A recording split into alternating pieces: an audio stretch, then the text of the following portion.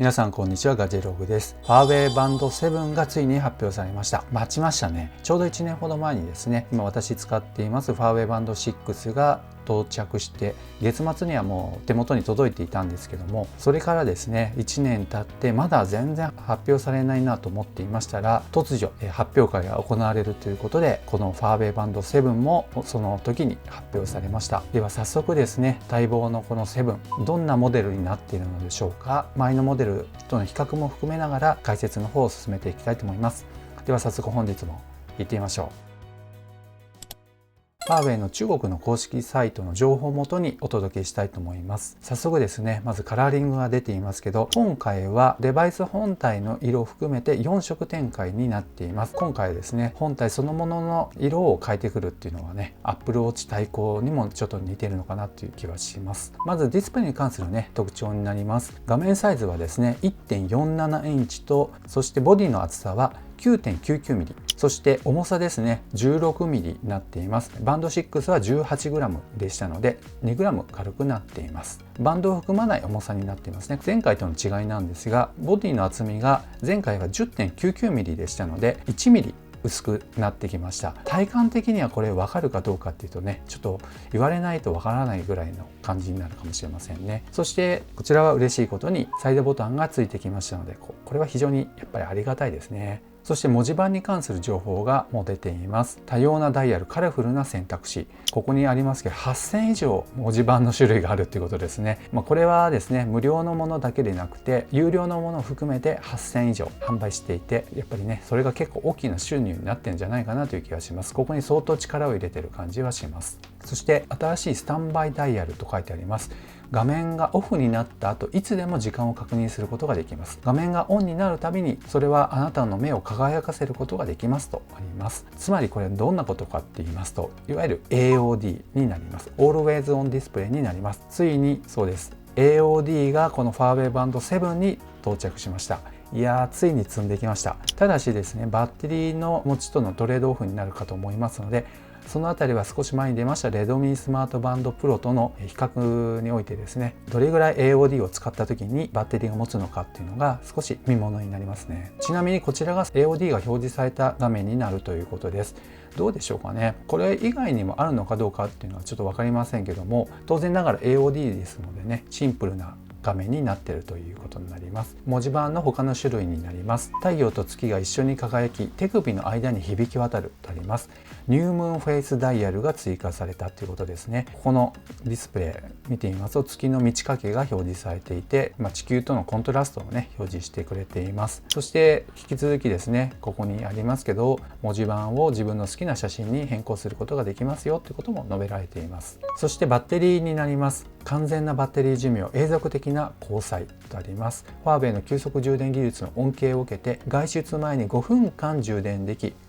2日間持続できますとあります。5分間で2日間使えるね充電が可能になっています。最後の部分が新しくなっています。ただトータル的には2週間が最大ということになりますので、このあたりは前回のバンド6との違いはありません。そしてスポーツの健康のトゥルーシリーズテクノロジーということで、いろいろねトゥルーシリーズっていうのがあります。まずトゥルーシーン 4.0 になります。これも前回と一緒になりますね。リアルタイム心拍と24時間の心拍計測、心拍数の上限と下限の警告、また水泳時の心拍計測もしてくれます。そしてトゥルースリープ 2.0 になりますね。睡眠モニタリングをしてくれます。バンド6に関しましてはトゥルースリープ 2.0 っていうのはついていないタイプになりましたので、こちらは新しいアルゴリズムが搭載されているので、6つの主要な睡眠の問題を正確に特定し、個別の睡眠支援サービスと200以上の睡眠改善の提案を提供しますとあります。ですので新しいね睡眠モニタリングが搭載されました。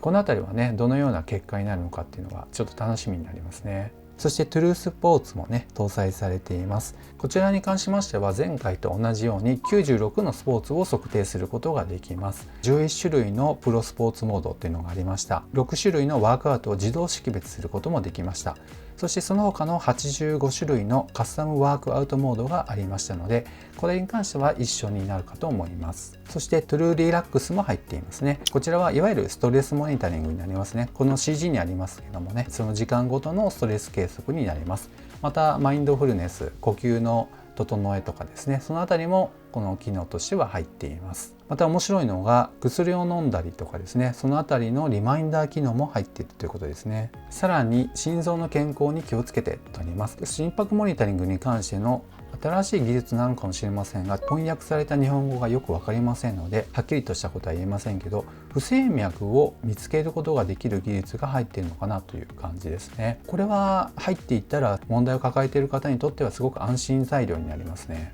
また睡眠時無呼吸とありますけど、睡眠時無呼吸症候群っていうのがねよく聞きますけども、一般的な症状ですね、いびきや日中の眠気などが現れることがありますが、多くの方はそれに気づいてませんよと。そしてバンド7はそういったものを識別することによって提案をしてくれるということが述べられています。自分のデータをもとに分析したものを教えてくれるっていうのがついてるといいですね。ただこれが日本語のアプリでもちゃんと対応しているのかどうかっていうのはやっぱりちょっと実際見てみないとわからないところになります。そしてスマートな旅行手首を上げて支払うとあります。ついに入ってきましたね。 NFC の機能になります。ただこれも残念ながら日本で使えるかどうかっていうのはちょっと分かりません。日本国内版として入ってきた時に使えるかどうかっていうのは分かりません。ただグローバルモデルに関しましては搭載されてきたものを購入することはできるのかもしれませんけども、実際それを日本国内でもしくは海外でですね、自分のクレジットカードと紐付けて使うことができるのか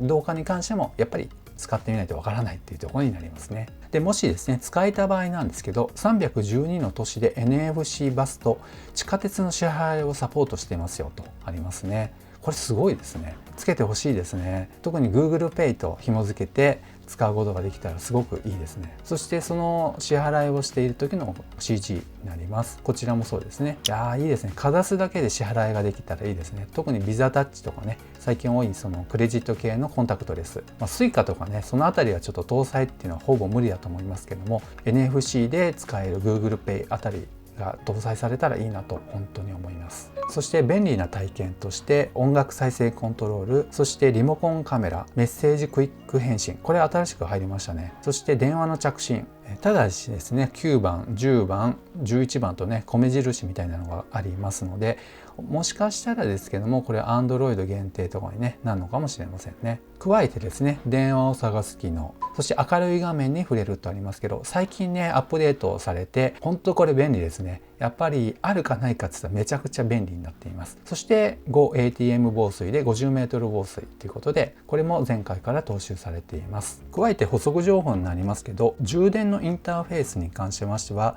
やはり前回と同じように次期シンプル充電サポートと書いてありますので、同じようなねマグネットで吸着して充電するタイプになるかと思います。また注意書きになりますけども、最近はですねサウナが流行っていますけども、サウナでは適していませんよっていうことも書かれていますので、このあたりも注意したいですね。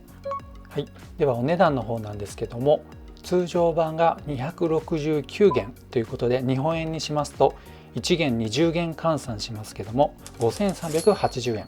そして NFC 版なんですが309元となっております。日本円で6180円というふうになっています。やっぱりねちょっと円安の影響を受けて前回よりもお値段の方は上がってしまったなという感じがします。とはいえ結構安いですね。ということでですね、ファーウェイバンド7がいよいよ発表され、そして近々発売が始まろうとしています。いやーついに出てきました。そしてなんといっても AOD が搭載です。待望の AOD がついてきました。ちょっと前にはね先ほどお伝えしましたけど、レドミースマートバンドプロがいち早くこのバンドシリーズで搭載してきましたけど、思いのほかバッテリー消費が激しかったので、なかなかね当初14日間ぐらいのバッテリー持つって言ったのが5日間ぐらいになってしまったので、ちょっと残念だったなという気はします。さてこちらのファーウェイバンド7はどれぐらいのバッテリー持ちを実現するのでしょうか。非常に楽しみですね。この動画の作成しているタイミングではアリエクスプレスのアプリではですねまだ発表のアナウンスがされていませんので、いつ頃になるのか気になりますね。ファーウェイバンド6を使っていた方を含め、これから購入を考えている方を含め、ちょっとね待つことによって非常に楽しみなデバイスを手にすることができます。これは確実にポチりますね。楽しみになってきました。というわけで今回は以上となります。この動画が良かったよという方は高評価、そしてまだの方はぜひチャンネル登録をこの機会にお願いいたします。ではまた次の動画でお会いしましょう。さよなら。